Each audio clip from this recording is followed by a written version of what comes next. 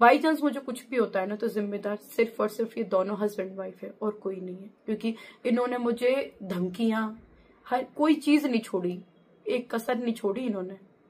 सिर्फ और सिर्फ व्यूज के लिए तुम सामने वाले मरे हुए इंसान को मार रहे हो, आप इंसान कहलाने के लायक नहीं हो। तो जाओ तब बोलना फेवर में, तब उनके पास आप एक बार जाके देखो, तब पहले से ही मत भौंको कुत्तों की तरह। और बन रहे हो ना तुम, मेरी तो यही जानकारी है, मेरे तो नेता 20 लोग आके मिलते हैं भले। फ्रेंड्स, कैसा पिता है ये कि जिसके दो दो बेटे चले गए, पर उस पिता को कोई फ़र्क नहीं पड़ता कि उस बेटे को किसने मारा, उस बेटे के साथ क्या हुआ, जानने की कोई उत्सुकता नहीं पड़ी हुई है। तो आपको मैं बता दूं कि राजवीर चौधरी उस रात को बच सकते थे। जी हाँ दोस्तों, आपको बता दें कि उस रात को राजवीर चौधरी जो चले गए हैं हमारे बीच में से सिर्फ एक गलती के कारण, उनके परिवार वालों की, उनके ही करीबियों की एक गलती के कारण आज राजवीर चौधरी हमारे बीच में नहीं है। नहीं तो वो इंसान जिंदा होते, सही सलामत होते।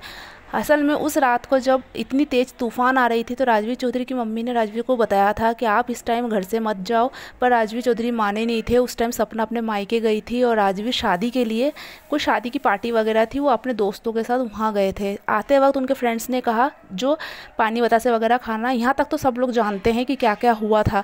तो आपको बता दें उस शाम को उस रोड पे 2 एक्सीडेंट हुए थे। जी हाँ दोस्तों, बट जो सीसीटीवी कैमरा सोशल मीडिया पे हम लोगों को दिखाया गया वो रियल फुटेज नहीं है, वो राजवीर चौधरी का फुटेज नहीं है। जो एक कार आ रही है और एक इंसान को खींचते हुए लेके जा रही है, वो कोई दूसरा इंसान है जिसका नाम रणवीर था, ना कि राजवीर था। पर परिवार ने उस सीसीटीवी को राजवीर चौधरी का नाम लेके सोशल मीडिया पे क्यों दिखाया, आज तक ये बात किसी को समझ में नहीं आई। शायद इसलिए दिखाया गया होगा कि राजवीर चौधरी का उस दिन एक्सीडेंट हुआ ही नहीं, राजवीर चौधरी के साथ उस दिन कुछ और हादसा हुआ था। हो सकता है पारिवारिक दुश्मनी के कारण किसी ने राजवीर चौधरी के साथ ऐसा किया था, पर उनके जो पिताजी हैं उस चीज़ को ढांकना चाहते थे, क्योंकि राजवीर के जाने के बाद एक मोटी रकम उनके बैंक अकाउंट में आया था। अगर राजवीर चौधरी का केस होता, एफआईआर होता, सब कुछ होता, तो शायद वो पैसा राजवीर चौधरी के पिताजी को नहीं मिलता।